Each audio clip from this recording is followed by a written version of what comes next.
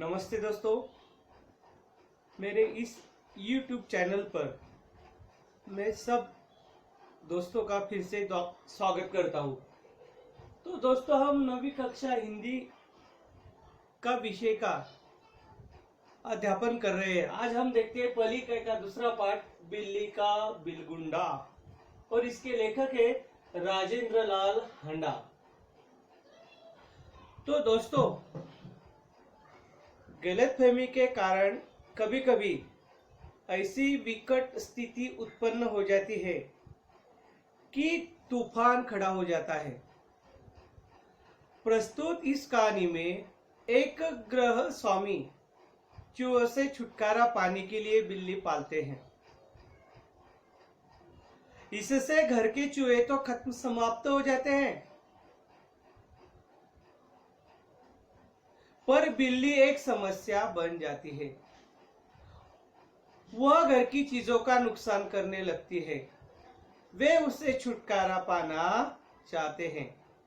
एक दिन उनका नौकर बिल्ली को बोरे में डालकर कहीं दूर छोड़ने जाता है, तो लोग उसे बच्चा चुराने वाला समझ बैठते हैं और उसके पीछे लग जाते हैं।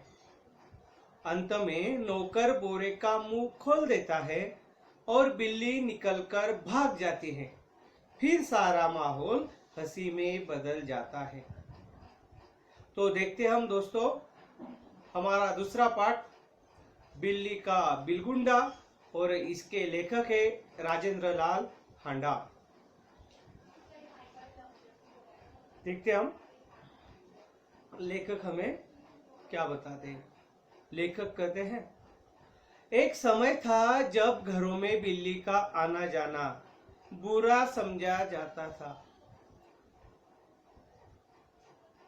पुराने जमाने में अगर बिल्ली हमारा रास्ता काटती, हम यदि कहीं बाहर जाने वाले हों शुभ कार्य के लिए, यदि अगर बिल्ली हमारा रास्ता काटती है तो वह अशुभ माना जाता था और हम वापिस घर को लौट आते थे, यानी बिल्ली को बुरा ही माना जाता था। परंतु आजकल की परिस्थिति के कारण पुरानी विचारधारा और परंपरा एकदम घपले में पड़ गई है। घपले में पड़ना यानी गड़बड़ा जाना। वही विचार ठीक समझा जाता है जिससे काम चले। पिछले दिनों हमारे घर में बहुत चूहे हो गए थे। उन्हें घर से निकालने के बहुतेरे प्रयत्न किए गए। बहुतेरे यानी कई प्रकार के, पर हमारी एक न चली। आटे और अनाज के लिए लोहे के ढोल बनवाए गए। लोहे के ढोल मराठीमध्ये म्हणतो आपण त्याला, धान्याच्या पत्र्याच्या कोठ्या। अनाज रखने के लिए लोहे के बड़े डिब्बे बनाए जाते हैं, उन्हें कहते हैं हिंदी में ढोल। यह उपाय कुछ दिनों तक कारगर रहा। कारगर यानी असरदार, प्रभावी। परंतु आग बचाकर चूहे इन ढोलों में भी घुसने लगे। इस समस्या पर कई मित्रों से परामर्श किया गया। परामर्श यानी सलाह लेना। आखिर यह फैसला हुआ कि, फैसला यानी निर्णय, आखिर यह फैसला हुआ कि घर में एक बिल्ली पाली जाए। इस प्रस्ताव पर किसी को आपत्ति नहीं थी। प्रस्ताव यानी प्रस्ताव। एखादी गोष्टीला करायचं असेल तर आपण काहीतरी अनुमोदन देतो किंवा प्रस्ताव मांडला जातो, त्याला म्हणतात प्रस्ताव। किसी को आपत्ति नहीं था। आपत्ति न थी। आपत्ति यानी ऐतराज होना। किसी को आपत्ति न थी। चुनांचे एक बिल्ली लाई गई। उसकी खूब खातिर होने लगी। खातिर यानी आदर सम्मान के साथ उसे अच्छी अच्छी चीजें खाने को उनके परिवार के लोग देने लगे। कभी बच्चे दूध पिलाते, कभी रोटी देते। उसने विधि पूर्वक चूहों का सफाया शुरू कर दिया। देखते ही देखते चूहे घर से गायब हो गए। सब लोग बड़े खुश हुए। बिल्ली प्रायः सब लोगों की थाली से जूठन ही खाती, इसलिए हमें इसका कोई खर्च भी नहीं पड़ा। 2 महीने बाद वह समय आ गया जब हम चूहों को तो भूल गए, और बिल्ली से तंग आ गई। तंग आ जाना, परेशान हो जाना। हमने सोचा चूहे तो खाली अनाज ही खाते थे, कम से कम परेशान तो नहीं करते थे। यह बिल्ली खाने में भी कम नहीं और हमें तंग भी करती है। उसके प्रति हमारा व्यवहार बदल गया। लेखक आगे कहते हैं, बिल्ली भी कम समझदार नहीं है। आपको पता ही होगा, बिल्ली को शेर की मौसी भी कहा जाता है। जो शेर के काबू में नहीं आई, वह हमसे कैसे मात खा जाती। उसने भी अपना रवैया बदल दिया। रवैया यानी तरीका, चाल चलन। हमारे आगे पीछे फिरने की बजाय वह रसोई के आसपास कोने में दुबक कर बैठ जाती। जब मौका लगता मजे से जो जी में आता खाती। इस तरह चोरी करते बिल्ली कई बार पकड़ी गई।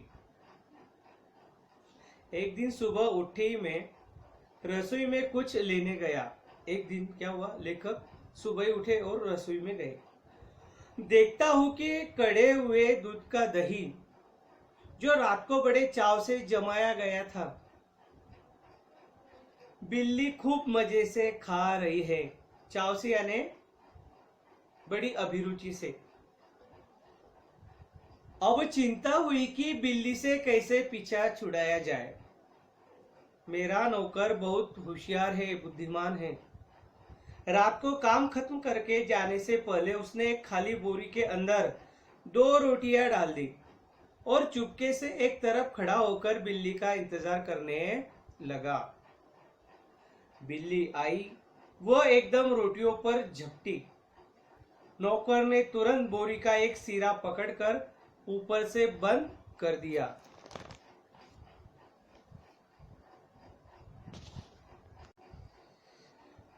क्या हुआ? नौकर ने तुरंत बोरी का एक सिरा पकड़कर उसे ऊपर से बंद कर दिया। रस्सी के साथ बोरी का मुंह बांध दिया गया। चूंकि अब रात के 10 बजे थे, मैंने अपने नौकर अमरू से कहा कि सवेरे बिल्ली को कहीं दूर छोड़ाए, जिससे वह इस घर में वापस न आ सके। और लेखक यह बात भूल गए। सब लोगों को चाय पिलाते पिलाते अमरू को अगले दिन 8 बज गए। मैंने याद दिलाया कि उसे बिल्ली को भूली भटियारिन की तरफ छोड़कर आना है। लेखक को याद आया। लेखक उसे बताते कि इस बिल्ली को कहीं दूर, घर से दूर छोड़ आओ। बोरी कंधे पर लटका अमरू चल दिया। बात आई गई हो गई। मैं हजामत और स्नान आदि में व्यस्त हो गया। व्यस्त होना यानी तल्लीन हो जाना, क्योंकि 9:30 बजे दफ्तर जाना था और गुसल खाने में मुझे जोर का शोर सुनाई दिया। मैं नहाने में व्यस्त था और कुछ गुनगुना रहा था, इसलिए मेरा ध्यान उधर नहीं गया। 2 मिनट के बाद ही फिर शोर हुआ। इस बार मैंने सुना कि मेरे घर के सामने कोई आवाज लगा रहा है और कह रहा था, आपका नौकर पकड़ लिया गया है। आपका नौकर पकड़ लिया गया है। अगर उसे छुड़ाना चाहते हो तो छप्पर वाले कुएं पर पहुंचिए। मैं हैरान हुआ कि क्या बात है। समझा शायद अमरू किसी की साइकिल से टकरा गया होगा।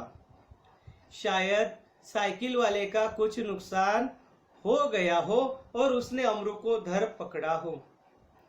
रही आदमी इकट्ठी होने की बात, यह काम दिल्ली में मुश्किल नहीं है। और फिर करोल बाग में तो बहुत आसान है, जहां सैकड़ों आदमियों को पता ही नहीं कि वे किधर जाए और क्या करें।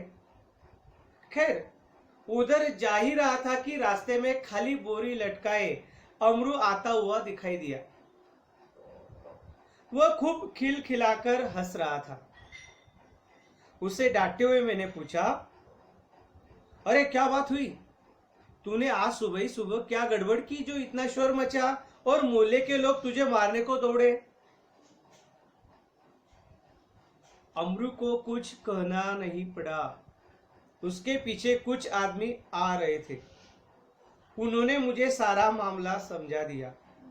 बात यह हुई कि जैसे अमरू कंधे पर बोरी लटकाए बिल्ली को बाहर छोड़ने जा रहा था, कुछ लोगों को शक हुआ कि बोरी में बच्चा है। दो आदमी चुपके चुपके उसके पीछे हो लिए। उन्होंने देखा कि बोरी अंदर से हिल रही है। लेखक को और उनके नौकर को पता है, अमरू को मालूम है बोरी में क्या था, परेशान करने वाली बिल्ली। वह हाथ पर हिला रही थी, बोरी से बाहर निकलने का प्रयास कर रही थी। बोरी के अंदर वह हिल रही थी, हाथ पैर चला रही थी। लोगों को लगा कि यह कोई छोटे बच्चों का अपहरण करने वाली गिरोह टोली का सदस्य है, कोई चोर है, बदमाश है। बस उन्हें विश्वास हो गया कि इस बदमाश ने किसी बच्चे को पकड़ा है। अमरू स्वभाव से अल्पभाषी है। अल्पभाषी यानी बहुत कम बोलने वाला। कुछ मस्खरा भी है। मस्खरा यानी मजाकिया ढंग का। वह चुप रहा। देखते देखते 50 आदमी इकट्ठे हो गए। उनमें से एक चिल्लाकर कहने लगा, घेर लो इस आदमी को, घेर लो इस आदमी को। यह बदमाश उसी गिरोह में से है जिसका काम बच्चे पकड़ना है, जिसका काम बच्चे पकड़ना है। इस जगह से पुलिस थाना भी बहुत दूर नहीं था। एक आदमी लपक कर थाने गया और वहां से थानेदार और एक सिपाही को बुला लाया। थानेदार को देखते ही एक उत्साही दर्शक अपनी कुर्ती की बाहें ऊपर चढ़ाते हुए बोला। उत्साही दर्शक यानी उत्साह से भरा हुआ, जोशीला। वो आगे आया और कहने लगा, दरोगा जी, एक ऐसा नहीं हो सकता कि आप इस बदमाश को चुपचाप यहां से ले जाए और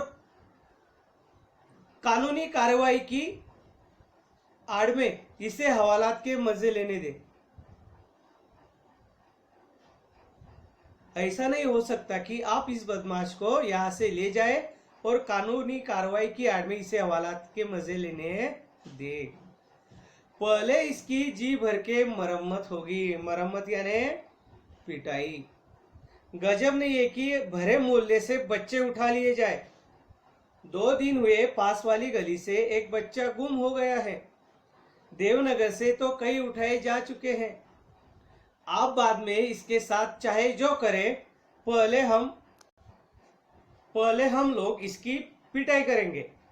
भीड़ में से दसियों ने इस सुंदर प्रस्ताव का समर्थन किया और लोग अमरू को पीटने के लिए मानो तैयार होने लगे।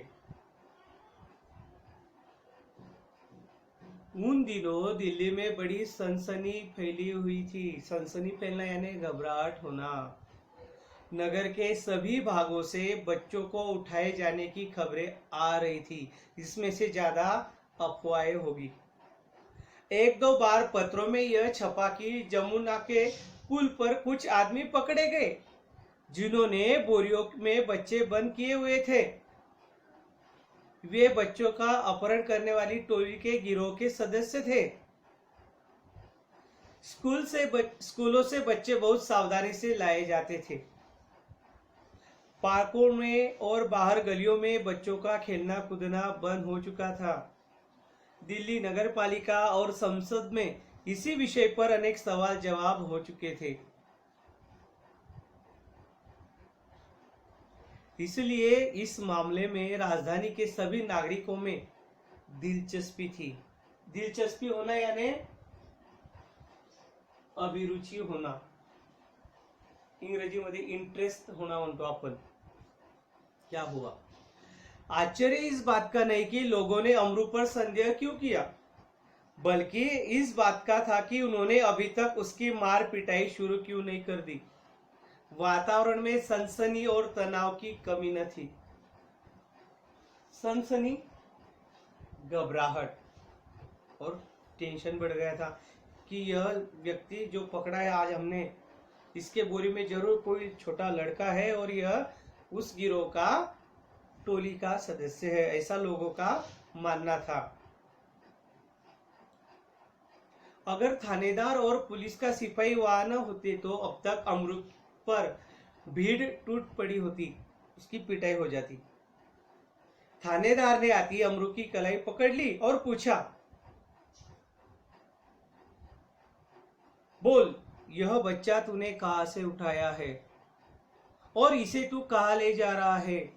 बता, कहा है तेरे और साथी? आज सबका सुराग लगा कर ही हटूंगा। सुराग लगाने यानी टोह लेना, तलाश करना, लगा कर ही रहूंगा। अमरू अब तक तो दिल में हंस रहा था, मगर थानेदार की धमकियों से कुछ घबरा गया। दबी आवाज में वह थानेदार से बोला, सरकार, सरकार, मैंने किसी का बच्चा नहीं उठाया, न मैं बदमाश हूं, मैं तो एक भले घर का नौकर हूं, रोटी चौका करता हूं और अपना पेट पालता हूं, ऐसा उसने थानेदार को बताया। जो आदमी थानेदार को बुलाकर लाया था क्रोध में आकर बोला, उसे बहुत क्रोध आया कि यह झूठ बोल रहा है, यह आदमी, यह चोर है लेकिन झूठ बोल रहा है। उसे बहुत क्रोध आ गया था। वो बोला, क्यों बकता है बे? दरोगा जी, ऐसे नहीं मानेगा यह, 2-4 बेत रसीद कीजिए, यानी उसे प्रसाद दीजिए, मार दीजिए। दरोगा ने बगल से निकालकर बेत पर अपनी हाथ में ली थी कि अमरू नम्रता पूर्वक झुका और बोला, सरकार, आप जितना चाहे मुझे पीट ले, पहले ये तो देख ले कि इस बोरी में है क्या। हुक्म हो तो चलिए थाने चले। यद्यपि थानेदार इस बात पर राजी हो गए थे, पर भीड़ कब मानने वाली थी। लोग चिल्ला उठे, हरगिज नहीं, हरगिज नहीं, ऐसा कभी नहीं होगा, हम सब इस आदमी की बदमाशी के गवाह है, मामला कभी दबने नहीं देंगे। पुलिस आपको मालूम है बदनाम है, रिश्वत लेती है, चोर उच्चों को छोड़ देती है, बदमाशों को छोड़ देती है और सज्जन लोगों को तकलीफ देती है। लोग विरोध करने लगे,